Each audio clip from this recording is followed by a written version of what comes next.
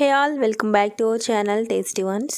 ఇవాళ special recipe ఏంటి అంటే ఈ best Hyderabadi special chicken dum biryani అయితే చూపించబోతున్నాను. టేస్ట్ అయితే చాలా చాలా బాగుంటుంది.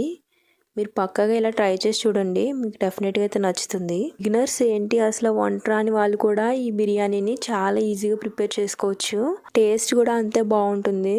సో ఇంక లేట్ చేయకుండా ప్రాసెస్లోకి అయితే వెళ్ళిపోదాం. ఫస్ట్ అయితే మ్యారినేషన్ కోసం మిక్సింగ్ బౌల్లోకి చికెన్ పీసెస్ని ఇలా పెద్ద సైజు ముక్కలుగా అయితే కొట్టించి తీసుకోండి. ఇప్పుడు దీనిలో పావు కప్పు వరకు పెరుగు వేసి 1 టీ స్పూన్ అల్లం వెల్లుల్లి పేస్ట్, 1 టీ స్పూన్ వరకు రాళ్ళుప్పు, 1 టీ స్పూన్ కారం, పావు టీ స్పూన్ పసుపు, 1 teaspoon garam masala powder, 1 teaspoon ధనియాల powder, 1 teaspoon jeera powder, కొద్దిగా ఫ్రైడ్ ఆనియన్స్, కొంచెం కొత్తిమీర పుదీనా తరుగు, ఒక చెక్క నిమ్మరసం వేసి ఒకసారి అంతా బాగా మిక్స్ చేస్తూ కలపండి. ఇలా ఈ విధంగా అంతా కలుపుకుని గంట పాటు ఫ్రిడ్జ్లో అయితే మ్యారినేట్ చేసుకోవాలి. ఈలోపు బాస్మతి రైస్ని సోక్ చేసుకోవడం కోసం 1.5 గ్లాస్ వరకు బాస్మతి రైస్ని అయితే సోక్ చేసి పక్కన పెట్టుకోండి.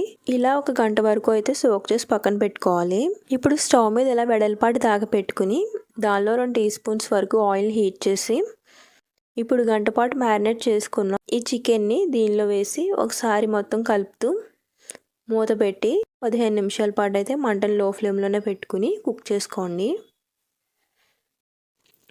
ఇలా మధ్య మధ్యలో మూత తీసి కలుపుకుని చికెన్ బాగా కుక్ అయిందో లేదో చెక్ చేసుకోండి.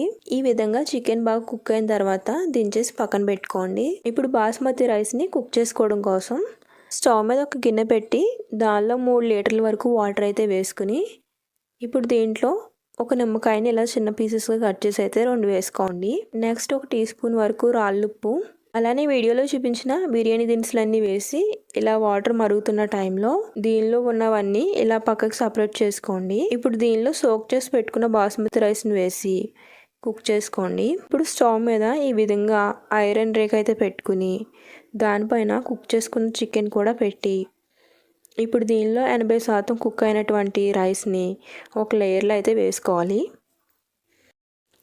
ఇలా ఇదంతా స్ప్రెడ్ చేసుకుని ఆ పైన కొంచెం కొత్తిమీర పుదీనా ఫ్రైడ్ ఆనియన్స్ని ఒక లేయర్లో వేసి ఆ తర్వాత 80% కుక్ అయినటువంటి రైస్ని ఇంకొక లేయర్లో అయితే వేసుకోండి.